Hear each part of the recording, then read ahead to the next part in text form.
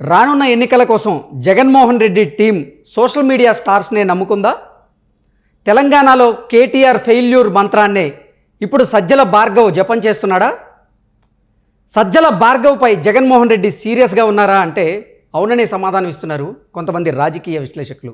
ఇక ఇదే అంశానికి సంబంధించి మనతో మాట్లాడేందుకు ప్రముఖ సినీ క్రిటిక్ దాసరి విజ్ఞాన్ మనతో ఉన్నారు. ఆయనతో మాట్లాడదాం.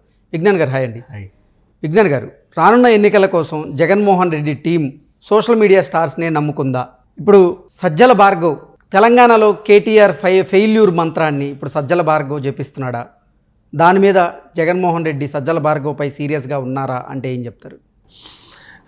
ఇంతకుముందు తెలంగాణ ఎన్నికల్లో ఏం జరిగిందంటే మనకి తెలంగాణలో వార్తల తీన్మారు ఇలాంటి కొంచెం ఫేమస్ అభితిరి సత్తి ఆయనవి అంటే తెలంగాణ స్లాంగ్లో వాళ్ళు కొంచెం ఈ పెద్ద ఆవిడ గంగవ్వో లేకపోతే కనకవ్వో పాటలు పాడేవాళ్ళు కొంచెం ఏవో ఈ తెలంగాణ యాసలో జనాల్ని ఎంటర్టైన్ చేసే గ్రూపు చాలా ఉంది. 20-25 మెంబర్స్ ఉన్నారు.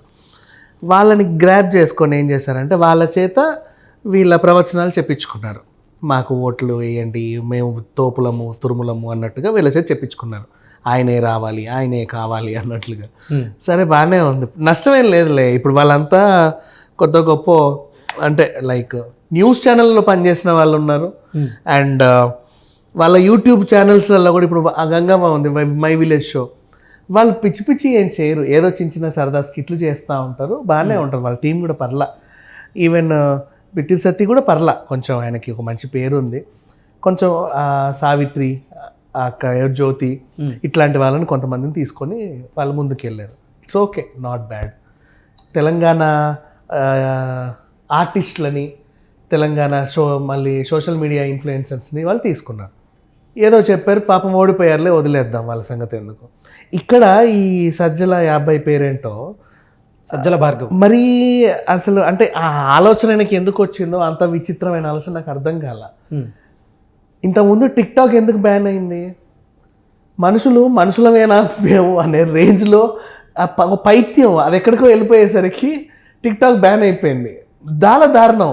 అంటే అసలు వెకిలి చేష్టలు, వెకిలి వేషాలు ఏది పడితే అది ప్రదర్శించేసి జనాల్ని ఎంటర్టైన్ చేసేవాళ్ళు. మొహం అంతా నల్లగా పూసుకోవడం, పిచ్చి పిచ్చి ఉండడం, కొంతమంది అయితే బూతులు మాట్లాడడం, ఇంకొంతమంది స్కిన్ షో చేయడం, అంటే ఇంకా రకరకాలు. దానివల్ల అసలు డ్యామేజ్ ఎక్కువ కానీ ఎంటర్టైన్మెంట్ చాలా తక్కువ. సరే దేవుడి దయ వల్ల టిక్టాక్ ఏదో దరిద్రం వదిలింది అనుకుంటే ఇన్స్టా రీల్స్ వచ్చేసాయి వీళ్ళందరికీ వెంటనే. యూట్యూబ్ షార్ట్స్ కూడా వచ్చాయి. దాంట్లోకి వెంటనే అరంగేట్రం చేసేసారు వీళ్ళు. చేసి ఏం చేస్తారు, పిచ్చి పిచ్చి ప్రదర్శనలన్నీ ఇచ్చేసి జనాల్ని నవ్విస్తాడో కవిస్తాడో ఏమో వాళ్ళ వేషాలన్నీ అందులో పెట్టేయడం. దాన్ని కూడా కొంతమంది జనాలు చూసి వైరల్ చేయడం, అప్పుడప్పుడు ఏదో పోతూ ఉంటాయి పర్లా. అట్లా కొంతమంది బాగా ఫేమస్ అవుతూ ఉంటారు. అంటే వాళ్ళని చూసి కాసేపు సరదాగా నవ్వుకోవడానికి హిహి అంటే అలా పల్లిగిలు ఇచ్చడానికే సరిపోతాయి అవి. అంతే తప్పితే వాళ్ళని దేవుడిలాగా నెత్తిన పెట్టుకోవడం అట్లాంటివి ఏమి ఉండవు. వాళ్ళని కాలు గడికి నెత్తిన చల్లుకోవడం కూడా ఉండదు. అయితే ఇప్పుడు తెలంగాణలో జరిగింది బాగానే ఉంది. ఆయన కేటీఆర్ వ్యూహం ఏంటంటే కొంచెం అంటే నోన్ పర్సన్స్నే, వెల్ నోన్ పీపుల్నే, కొంచెం పాటలు పాడేవాళ్ళు, స్కిట్లు వేసేవాళ్ళు, యాంకర్లు ఇట్లాంటి వాళ్ళ చేత ఏదో చేశాడు. ఇక్కడ ఈ సజ్జలు ఏం చేశాడంటే ఈ చిల్లర బ్యాచ్నంతా తీసుకొచ్చి వాళ్ళందరికీ తలా పావలా ఇచ్చేసి వీళ్ళ గురించి చెప్పించుకున్నారు. అంటే ఇంతకుముందు వీళ్ళు పాట పాడితేనే జనాలకు అసహ్యంగా ఉండేది, అయినా సరే వాళ్ళని చూసేవాళ్ళు. ఎందుకంటే విచిత్రంగా పాడేవాళ్ళు. వాళ్ళు ఏదైనా వేషధారణ వేసుకొని డ్యాన్సులు వేస్తూ ఉంటే జనాలు చిరాకు పడేవాళ్ళు, అయినా సరే చూసేవాళ్ళు, ఎందుకంటే వాళ్ళు విచిత్రంగా ఉండేవాళ్ళు.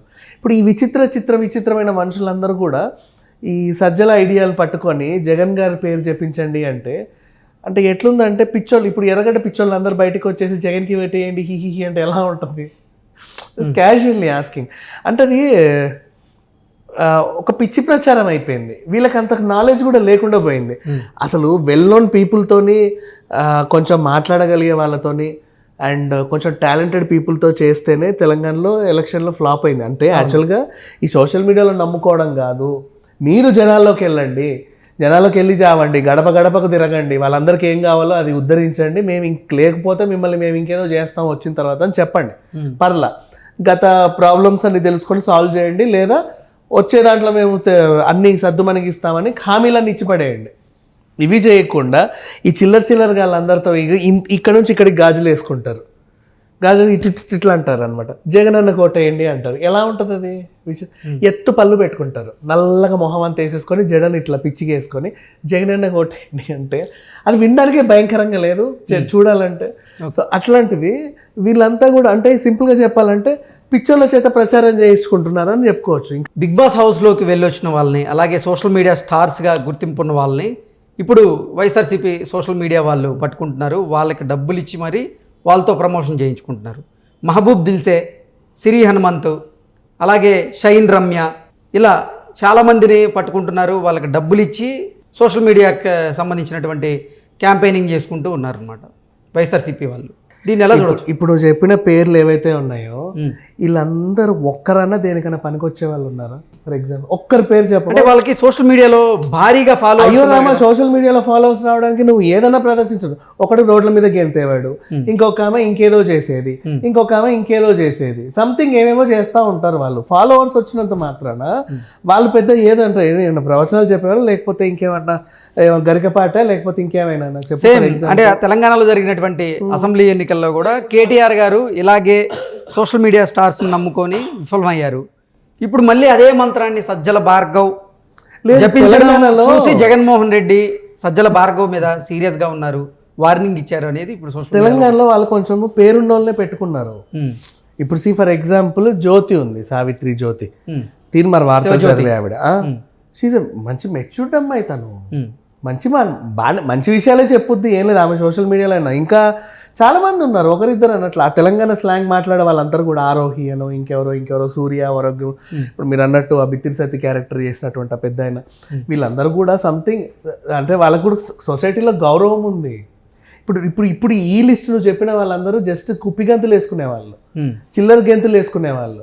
వాడి బతికేంటో కూడా వాడికి తెలియదు, ఫ్యూచర్ ఏంటో వాడికి తెలియదు, ఏం చేస్తే వాడు బాగుపడతాడో కూడా వాళ్ళకి తెలియదు. అట్లాంటి వాళ్ళని తీసుకొచ్చి జగన్ అన్న వాళ్ళ మీద డిపెండ్ అవ్వడం ఈ సజ్జల ద్వారా అంటే రాను ఆయన వాల్యూ తగ్గిందా తెలియట్లా, వీళ్ళ వాల్యూ పెరిగిందా తెలియట్లా, మధ్యలో ఆ సజ్జల ఏం వ్యూహం చేస్తున్నాడో తెలియట్లా. బట్ ఓవరాల్గా చెప్పాలంటే రాజకీయం చిల్లర అయిపోయింది. చివరికి ఇట్లాంటి వాళ్ళు చెబితే తప్ప నేను గెలవను అనే స్థితికి ఆయన వచ్చాడు. అంటే ఓటమి భయంతోనే ఇటువంటి సోషల్ మీడియా స్టార్స్తో ప్రమోషన్ చేయిస్తున్నారా అంటే ఏం చెప్తావు? ఎగ్జాక్ట్లీ. ఫర్ ఎగ్జాంపుల్ ఇప్పుడు ఆయన ఎవరో నిన్న ఆ కుర్చీ మడత పెట్టి అని అన్నాడు, ఏదో సాంగ్ ఫేమస్ అయింది. ఇప్పుడు ఆ కుర్చీ మడత పెట్టి ఆయన పిలుచుకొచ్చి పాత ప్రభుత్వాన్ని కుర్చీ మడత పెట్టి ఇవ్వండి, కొత్త ప్రభుత్వాన్ని ఆహ్వానించండి అని చెప్పిస్తే ఎంత దరిద్రంగా ఉంటుంది. నెక్స్ట్ అలాగే ఆవిడెవరో రోడ్ సైడ్ ఆంటీ, బాగా ఫుడ్ ఫేమస్ అనమాట, ఆవిడ చేతి వంట రోజు ఇన్ని కర్రీలు పెట్టుకొని చేస్తుంది. ఆవిడ చేత కూడా ప్లేట్ కల్లా జగన్ అన్నకి వేయండి, జగన్ అన్న కొట్టేయండి అని చెప్పేసి దరిద్రంగా ఉంటుంది. ఎవరి పని వాళ్ళు చేయనిద్దాం, అంతమించి ఇంకెళ్ళి వీళ్ళు ప్రచారానికి పూనుకొని మరీ అంటే రాను ఎట్లా తయారవుతున్నారంటే ఇంకా వీళ్ళు ఇది చేయొచ్చు, థియేటర్లో స్లైడ్స్ వేసుకోవచ్చు, రోడ్డు మీద హోర్డింగ్స్ వేసుకోవచ్చు, మొబైల్లో యాప్ ప్రమోషన్స్ చేసుకోవచ్చు, చిన్న వస్తూ ఉంటాయి కదా, యూట్యూబ్ మధ్యలో యాడ్స్ వేసుకుంటారు, అవి చేసుకోవచ్చు, టీవీ మధ్యలో యాడ్స్ వేసుకుంటే చేసుకోవచ్చు. అది నీట్ అండ్ డీసెంట్ ప్రమోషన్. నిజంగా చెప్పండి, మోడీ చేస్తాడు అలాగే, అట్లాంటివి చేస్తాడు, కానీ మరీ ఇంత దరిద్రంగా చేయడు.